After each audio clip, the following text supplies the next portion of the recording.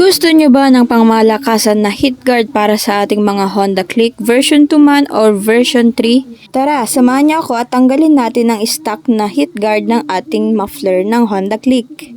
Gumamit lamang tayo ng 10mm para mabuksan natin ang mga screw para mapalitan na natin ng carbon lodi ang ating heat guard.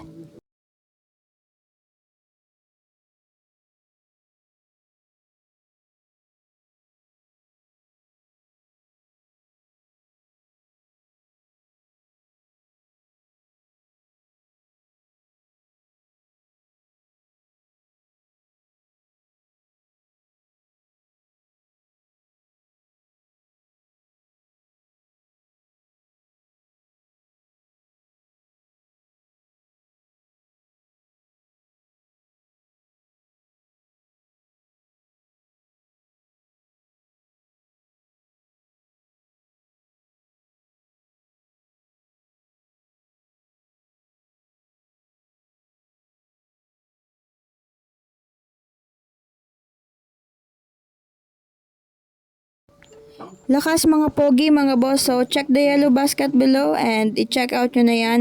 Budget meal lang, mayroon ka ng carbon lodi na heat guard ng ating mga muffler. So yun lang.